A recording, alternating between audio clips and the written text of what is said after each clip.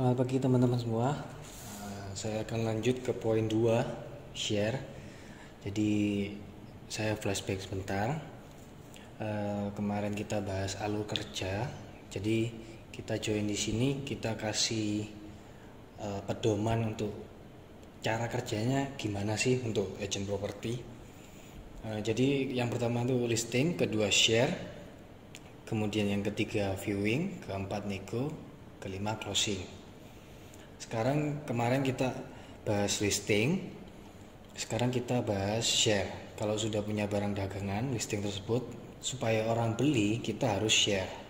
Kita harus infokan ke banyak orang kalau kita punya barang tersebut, supaya kalau ada orang yang butuh atau perlu atau mau, itu bisa kontak kita untuk beli. Oke, share itu sendiri menyebarluaskan info listing yang dimiliki supaya menjadi transaksi closing. Info listing. Jadi kalau kita punya barang, diinfokan ke sebanyak mungkin orang. Oke, lanjut. Kita ada dua metode.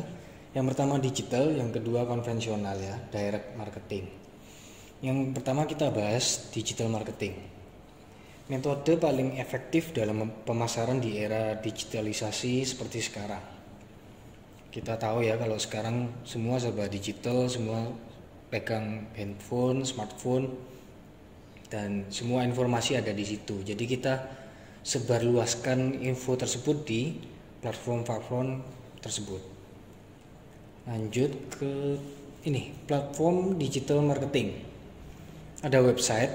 Yang pertama website mention, terus ada OLX, rumahdijual.com, Urbanindo, atau sekarang ganti nama 99. Tapi kalau di search di Google tetap bisa connect kok dua nama tersebut, etc. dan lain-lain. Ini kalau dari website ya. Terus kedua database, kontak HP punya kita, kontak WA kita, kontak Line, Telegram, macam-macam, dan medsos, Facebook, Instagram, Twitter, LinkedIn, etc. Jadi platform-platform ini bisa kita manfaatkan, yang terutama di website, karena kita masuk di portal yang memang khusus jual beli properti. Ini di website ini. Terus yang kedua di database. Database itu otomatis kontak HP kan teman kita, saudara kita, keluarga kita, itu kita kontak, kita infokan listing kita, baik itu primary, barang dari developer, atau secondary dari pemilik atau dari teman-teman sesama mention. Yang ketiga medsos, sekalian branding diri. Jadi selain iklan, kita bisa branding diri juga di medsos. Semakin kita sering, semakin orang itu trust. Jangan cuma sekali setahun, malah cuman share sekali setahun untuk produk-produk properti atau perkenalan diri sebagai agent properti. Konten-konten properti wajib kita share berulang kali supaya orang tuh semakin trust, semakin yakin kalau kita itu memang profesional di sini, bukan cuman coba-coba. Oke, lanjut. Ini note ya dari saya, hal penting yang harus diperhatikan dalam digital marketing. Yang pertama profil pengiklan, data dan foto profil, nomor HP, akun yang diinput. Maksudnya gini, jadi kalau kita mau beriklan, pastikan dulu profil kita benar, nomor HP terutama.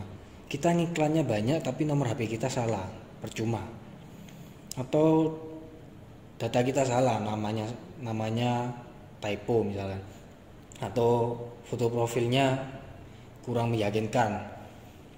Jadi pakailah sebisa mungkin foto sendiri, foto pribadi maksudnya, supaya orang tuh kontak kita, oh orangnya seperti ini, jadi lebih trust gitu. Jangan pakai foto-foto yang aneh-aneh. Yang kedua judul iklan. Ini sangat penting karena sebanyak apapun kita ngiklan, tapi kalau judulnya kurang tepat, akhirnya kita nggak ketemu sama buyer. Buyer nginputnya di Google itu apa, kita nggak bisa keluar iklan kita sebanyak apapun. Jadi pastikan format judul yang baik. Saya bagi dari tiga poin. Pertama tipe itu ingat ya yang kemarin, tipe itu apa saja, rumah, ruko, apartemen, gudang dan lain-lain, itu tipe. Daerahnya Citraland, Rungkut, Gubeng dan lain-lain. Selling point itu siap huni atau hitung tanah kah, atau bisa dicicil, bisa KPR dan lain-lain. Jadi saya kasih contoh rumah Citraland Surabaya Barat, klaster Taman Gapura, siap huni. Nah itu contoh judul yang baik. Jadi kalau orang mau cari rumah, pasti kan inputnya di Google itu rumah Citraland atau rumah Citraland siap huni atau ready unit. Nah jadi dengan keyword kita atau kata-kata yang kita pasang di judul itu otomatis membuat iklan kita muncul di pencarian klien atau calon customer. Oke, lanjut ke data iklan. Datanya harus lengkap, fotonya yang bagus, jangan asal-asalan, deskripsi yang jelas. Karena kadang kita foto bagus, judul bagus tapi nggak ada deskripsi, sedangkan di bawah kita ada iklan yang sama, properti yang sama dengan deskripsi yang lebih lengkap, akhirnya dia yang dikontak, bukan kita. Jadi usahakan lengkap dan valid. Oke. Copywriting itu isi deskripsi tadi ya, iklan maupun broadcast harus singkat, padat dan jelas dengan 4 poin properti tadi ya Pak. Lokasi, harga, spek dan selling point. Cukup 4 poin ini aja yang dicantumkan. Oke, kalau mau ditambah silakan. Kurangi emoticon. Jadi kurangi hal-hal yang nggak perlu dicantumkan supaya nggak terlihat banyak, orang males baca. Yang kelima, konsisten. Lebih baik sedikit tapi rutin tiap hari daripada banyak tapi seminggu sekali. Maksudnya gini, iklan itu kan tiap hari muncul terus. Kalau kita seminggu sekali, otomatis misalkan di hari Senin kita iklan 10, malamnya atau Selasa, bahkan 2 jam berikutnya atau berapa jam berikutnya itu sudah turun. Jadi kita antisipasinya atau memperbanyak chance-nya dengan iklan tiap hari tapi rutin ya. Atau boleh pagi, siang, malam iklan 111 atau 222, besoknya iklan lagi 2222. Jangan banyak tapi sehari, itu kurang bagus. Yang keenam, sundul iklan ini penting untuk menaikkan probabilitas incoming call. Jadi kalau sudah iklan itu ada fitur sundul, nanti saya buatkan sendiri cara ngiklan gimana, cara sundul gimana. Oke, lanjut direct marketing. Kalau tadi kita bahas tentang digital marketing, sekarang direct konvensionalnya. Pemasaran properti secara konvensional juga sangat diperlukan sebagai kesinambungan dari pemasaran secara digital. Maksudnya gini, kita sering iklan tapi kita juga dianjurkan mengikuti cara-cara direct marketing. Contohnya seperti ini. Cara-cara dalam direct marketing, flyering itu sebar brosur di lokasi strategis baik secara individu maupun berkelompok.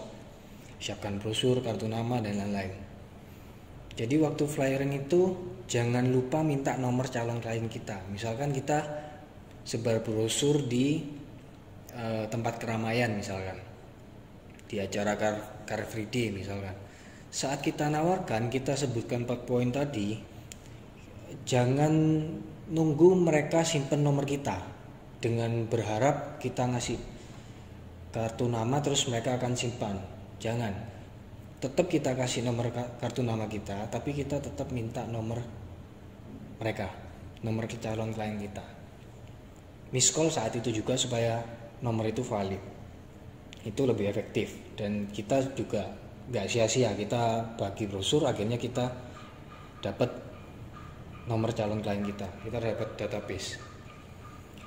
Yang kedua, exhibition, pameran maksudnya, open table yang diadakan sebagai fasilitas dari developer dan mention. Wajib menguasai PK, karena kalau enggak ya percuma ya kita jaga. Ditanyain klien nggak bisa jawab. Cara gampangnya ya belajarnya 4 poin tadi. Terus pakai seragam wajib, jangan pakai yang kurang sopan ya, apalagi kurang rapi. Terus menjaga attitude dalam pameran serta tidak menawarkan produk lain. Jadi dilarang menawarkan produk lain selain produk yang kita jaga pamerannya. Misalkan kita ada di boothnya produk A, ya jangan nawarin B. Etikanya begitu. Menjaga attitude juga, kalau nyapa, senyum dan lain-lain, bahasanya bahasa Indonesia yang baik dan benar. Oke. Terus meet up ini bertemu tatap muka. Ini gabungan digital dengan direct ya. Nanti kan ujungnya setelah share kan viewing. Nah ini setelah kita share kan pasti ada beberapa orang calon klien yang akan telepon kita. Klien itu kita ajak meet up yang ujung-ujungnya viewing ya, supaya apa, orang lebih trust lagi. Oh ketemu orangnya, oh ketemu kantornya, lihat kantornya di mana, terus lihat projectnya di mana, bentuknya gimana, itu meyakinkan klien di sini nih, di meet up. Oke. Bertemu tatap muka dengan klien akan menambah chance untuk deal, terutama saat menghadapi sumbat negosiasi, bisa di kantor ataupun di lokasi properti. Oke. Catering ini diadakan oleh developer dan mansion supaya para agent bisa mengundang klien. Kalau ini kita exhibition, kita mencari flyering juga mencari dan menawarkan. Kalau sudah kita punya database itu kita undang ke catering supaya sama, kita ajak ketemu. Catering ini lebih ke wadahnya. Developer itu bikin acara catering, misalkan di resto mana untuk undang makan, dan sekalian kita bahas proyeknya untuk ditawarkan lagi lebih intensif. Di sana juga ada koordinator ataupun lead agent dan developer yang membantu kita menjelaskan lebih detail lagi. Oke. Open house ini kita mengundang klien untuk ke show unit. Misalkan kliennya sudah tertarik tapi pengen lihat wujudnya ya di open house ini. Oke. Dari situ, jadi ini kalau bicara ini tentang menawarkan dan mencari klien. Kalau ini kita sudah dapat klien dan kita ke step selanjutnya, kita ajak pick up atau ketemu di catering, kita ajak makan, kita ajak obrol. Di sini kita ngajak lihat show unitnya. Oke, lanjut. Nanti ada praktisnya, saya buatkan dulu videonya untuk aplikasi apa saja, gimana cara ngiklannya, terus sundulnya gimana. Ini ada video tersendiri nanti. Sosial media jangan lupa dipakai supaya branding diri lebih kuat dan mendatangkan probabilitas yang lebih besar untuk closing. Jangan lupa memaksimalkan penggunaan hashtag yang benar. Oke. Media sosial pribadi akan lebih efektif karena sudah ada follower yang kenal dan trust. Jadi kalau kita buat sosial media baru, saya rasa boleh sambil diselingi dengan post juga di sosial media pribadi. Karena kalau pribadi kan orang sudah kenal kita terus kasih info, orang sudah lebih trust, jadi lebih efektif. Oke, sampai segitu dulu. Terima kasih, selamat pagi.